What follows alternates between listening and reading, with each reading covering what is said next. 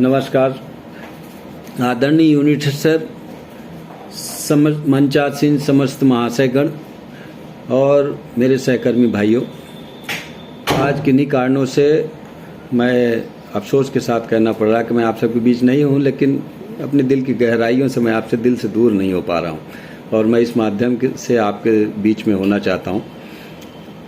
Zero क्षति का जो लक्ष्य इस बार नेशनल सेफ्टी काउंसिल द्वारा दिया गया है, यह हमारे उद्योग जगत के लिए माइलस्टोन का काम करेगा। ये पहले क्यों नहीं आया? इसका मतलब हमने कुछ ऐसा अचीव किया है कि अब हम जीरो का लक्ष्य रख सकते हैं।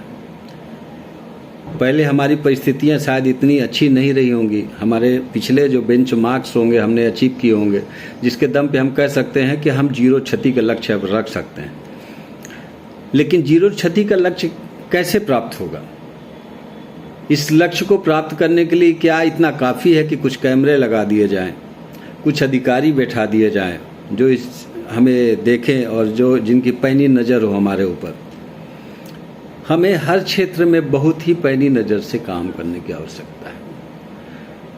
जैसे हम मशीनों की देखभाल इतनी अच्छी तरह से करें कि मशीनें हमारे साथ दुर्व्यवहार न करें, मशीनें अपना काम अच्छी तरह से करें, ब्रेकडाउन्स कम से कम हो, हमारे लोग इतनी सजगता से काम करें, इतने वेल ट्रेंड हो कि उनसे वो गलतियां ना हो। हमने इतनी ट्रेनिंग्स दी हो उनको और उन ट्रेनिंग का इम्प्लीमेंटेशन प्रॉपर हो रहा हो, वो बेहद ज़रूरी है। हमारे जो दिमाग हैं वो साफ़ सुथरे हों, उनमें किसी तरह के बैरियर्स ना हो जो अमूमन बाहर से नहीं देखे जा सकते। बाहर से तो सब बजाज एनर्जी की जब यूनिफॉर्म पहन लेते तो एक ही जैसे दिखाई देते हैं, लेकिन जो दिमाग है, दिमाग में कुछ ऐसे बैरियर्स होते हैं, सब भगवान की मर्जी से होता है। करतार तो कोई और है। ये सब बड़ी बड़ी बातें हैं, हम लोगों को बचपन से हम लोगों ने सुनी है, लेकिन हम लोग उसकी फिलॉसफी पूरी तरह से समझे भी नहीं है। सब भगवान की मर्जी से होता है। तो ये कुछ बैरियर्स हैं जो हम लोग तोड़ नहीं पाते हैं और ये कभी कभी हमको नुकसान कर देते हैं। बोले अब ये तो संभव ही नहीं है कि कभी कुछ ना हो। देखिए, बहुत संभल के चलने के बाद भी दुर्घटनाएं घटित हो जाती हैं। तो हम ऐसा सोच भी क्यों रहे हैं कि दुर्घटनाएं बहुत संभल के चलने वालों के साथ घटित हो जाती हैं? हो सकता है उसमें भी कुछ सोचने के लिए रह गया हो। जब आप वाई एनालिसिस करेंगे तो आपको पता चल जाएगा कि इसमें भी स्कोप था। स्कोप तो रहता ही है, कभी भी ऐसा होता नहीं कि स्कोप ख़त्म हो जाए।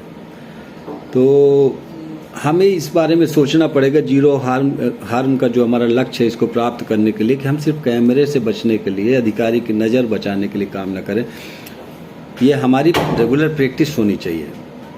जो हमारा कर्मचारी जो काम कर रहा हो, ये उसका अपना नेचर होना चाहिए।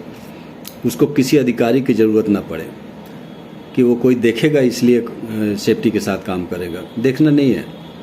एक ऐसी ताकत है जो हमें हमेशा देखती है और वो हमारा परमेश्वर है, जिसको हम परमेश्वर कहें, खुदा कहें, गॉड कहें, कुछ भी कह लें। वो हर वक्त हमें देखता है और जहां हम गलती करते हैं उसका पनिशमेंट भी हमको तुरंत मिलता है। जैसा गलती करते हैं वैसा मिलता है। तो आप बच सकते हैं, हमारे कैमरों से बच सकते हैं, हमारे अधिकारी की नज़र से बच सकते हैं। आप खुद की नज़र से कैसे बचोगे? कैसे बचाओगे खुद को?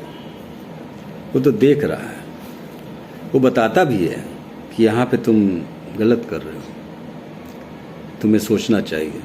2 मिनट रोज़ 6 तरह के जो परमिट बताए गए हैं, digging, rigging, hot, cold, vessel entry, ये सब जो हमने बनाए हैं, ये सब हम लोगों ने खाली कागजी कार्रवाई पूरी करने के लिए नहीं बनाया, इनका इम्प्लीमेंटेशन करने के लिए बनाया।